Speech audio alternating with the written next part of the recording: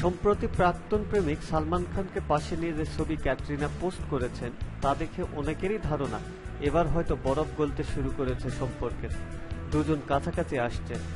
কারো মতে এটা নিছকই আলী আব্বাস জাফরের টাইগার জিন্দা হয় ছবির শুটিং এর ফাঁকে তোলা কোনো ছবি। অনেকেই বলছেন একসঙ্গে নেই সালমান ক্যাটরিনা, এটা পুরনো ছবি।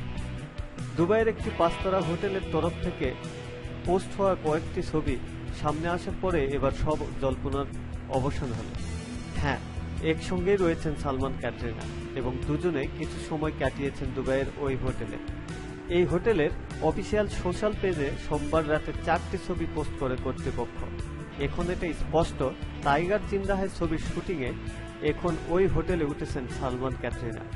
হোটেলের অটোগ্রাফের ডায়েরিতেও টাইগার জিন্দা হয়ের উল্লেখ করে সালমান ক্যাটরিনার সই ধরা পড়েছে এই ছবিতে।